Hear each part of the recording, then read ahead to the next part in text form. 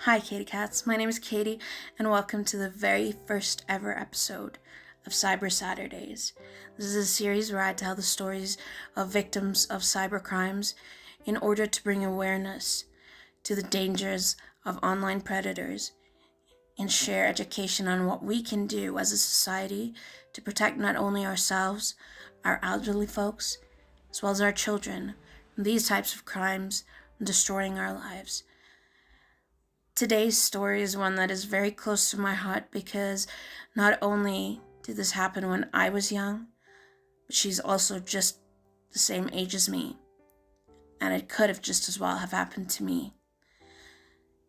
Alicia Kozakiewicz was 13 when she was abducted by an online predator, and I will be sharing her story today.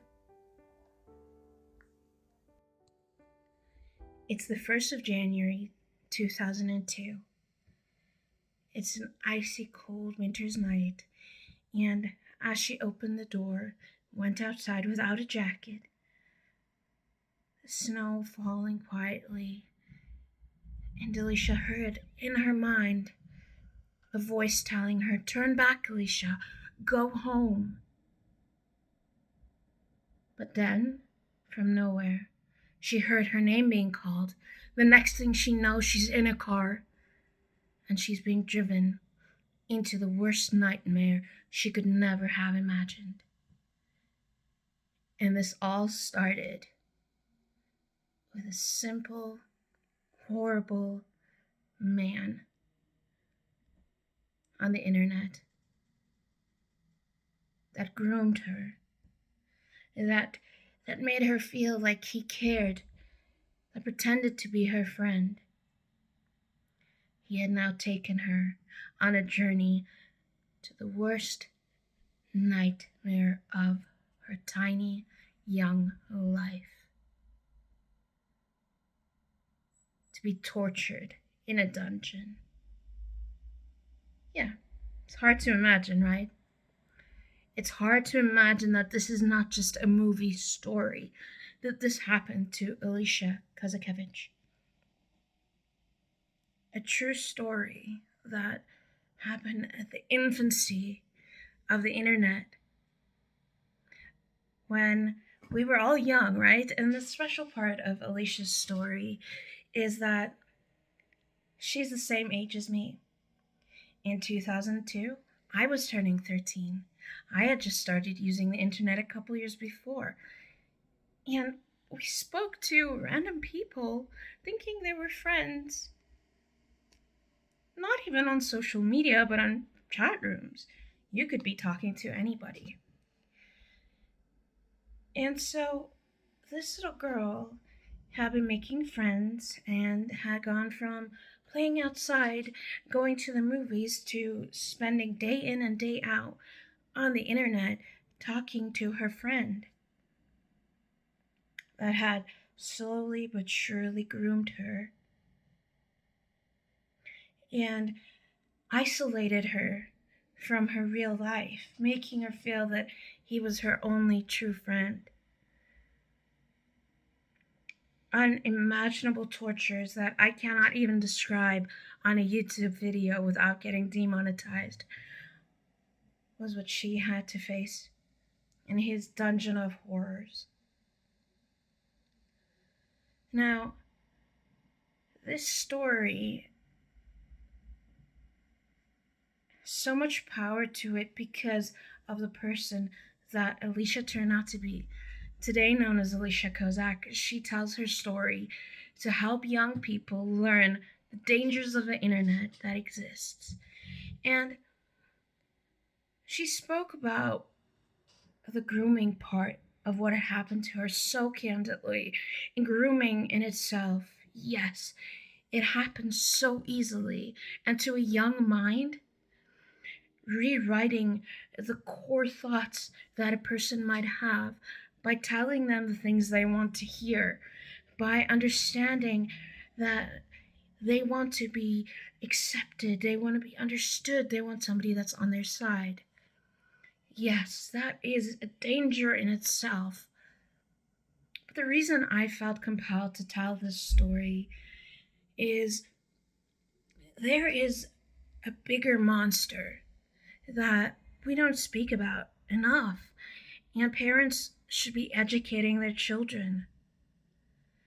And this little thing, this tiny little, I'm going to call it a mind hack called social engineering.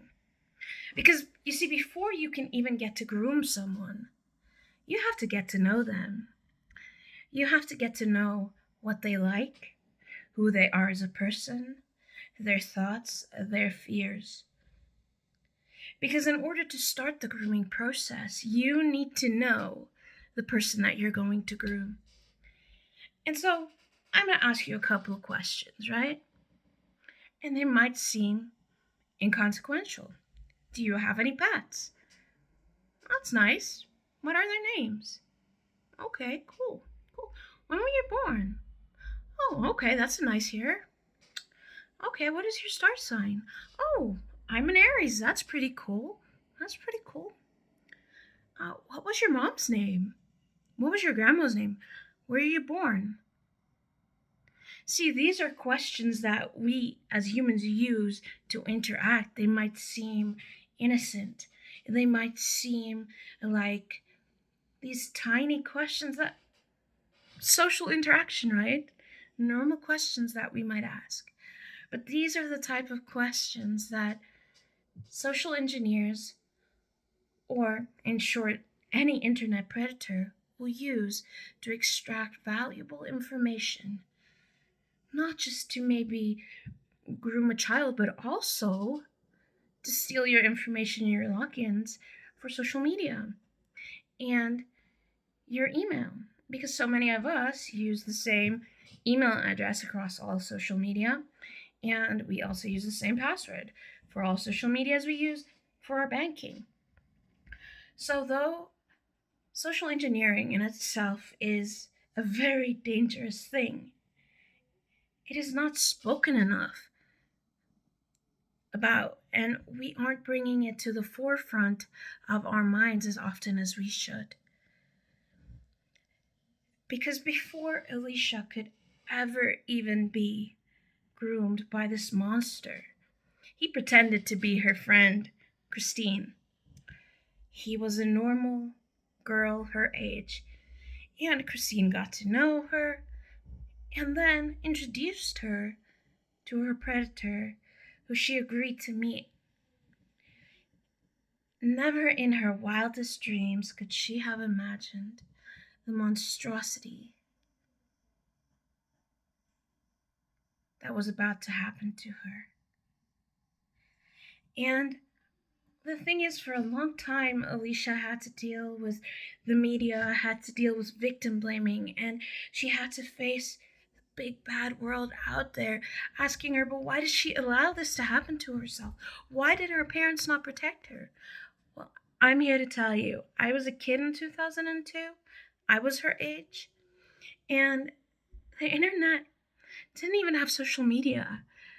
You would find a random chat room and chat to people and go online. And parents didn't know. Us kids thought we were talking to kids our age. We didn't know, and Alicia didn't know. But today we do know. And so, what can we do with her story? What can we do with the knowledge of social engineering that exists today? The knowledge of grooming that predators do not only in real life, but also to kids online to this day.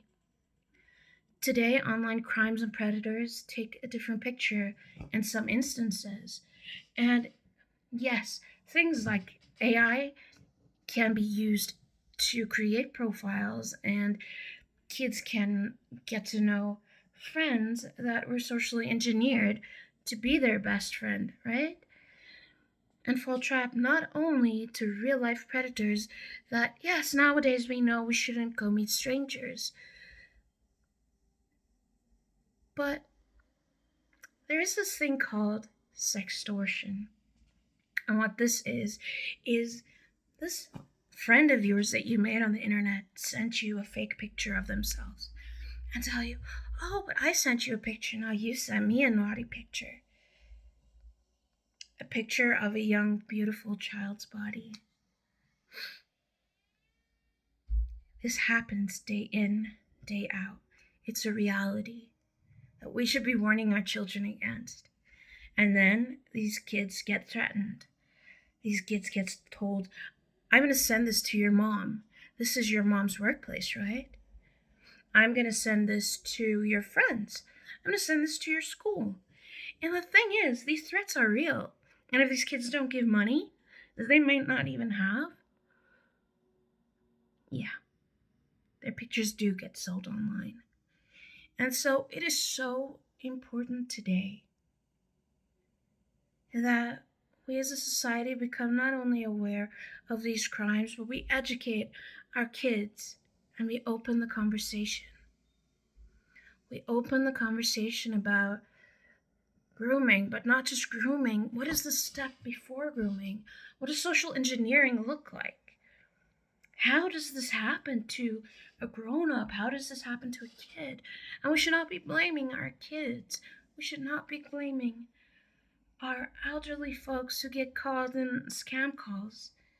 No, we should not be blaming Alicia, but we should be listening to her voice.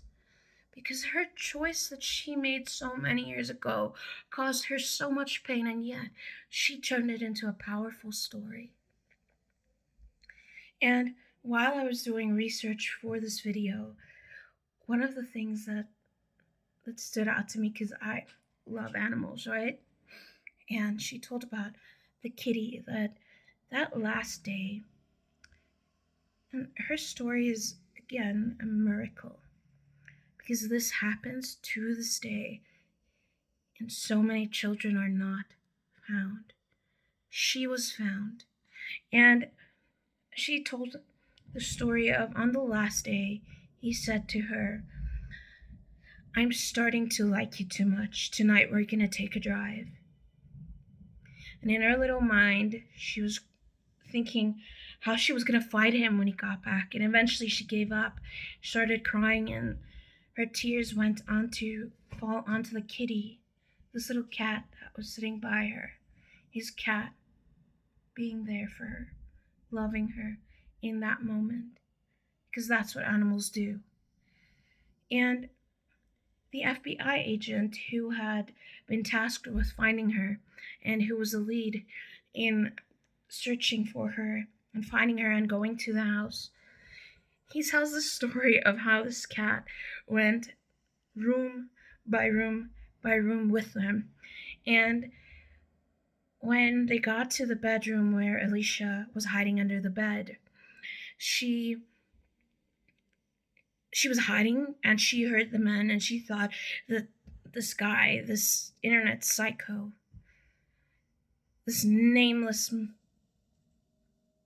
nonsense man, had sent people to come and harm her. And she says the most beautiful 3 letters in the alphabet in yellow on this jacket, FBI.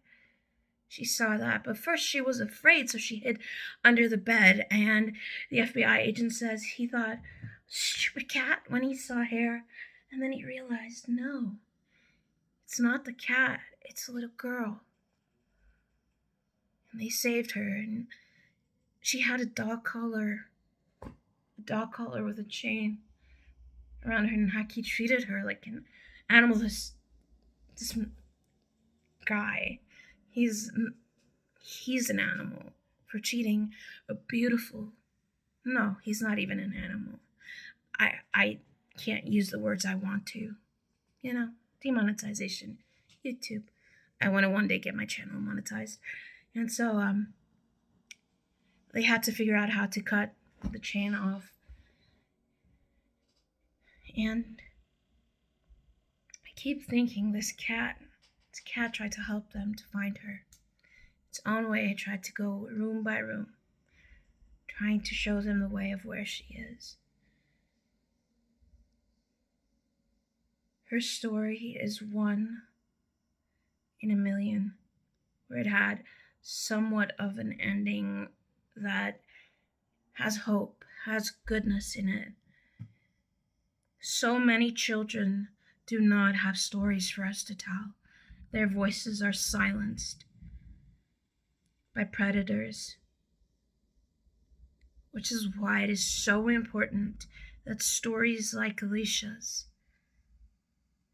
get told, get repeated, and her voice be heard so that we can protect the children that are our future. Be aware of what your kids are doing. I was going live on TikTok last night, and I realized there's this feature where you can go live and it pops up with these strangers that you might not even be friends with wanting to live stream with you. So be aware of what your kids are doing online. Ask them, get to know them. Be there for your kids. And above all, make sure that they know you love them. He's the most powerful part of Alicia's story. She said that the hope that kept her going was that she knew her parents would keep looking for her because they loved her. She knew so strongly that they were her heroes and that they would do anything and everything they could to find her. And they did. They found her. So make sure your children always know you love them. Make sure you know what they're doing online. And be sure that you teach them the dangers of the internet, be it of social engineering, grooming, and of the monsters that we are yet to find in this new era of the internet. Because back when the internet was still young, monsters looked different to what they do today. So let's teach our children. Let's tell them the stories. Let's show them the way.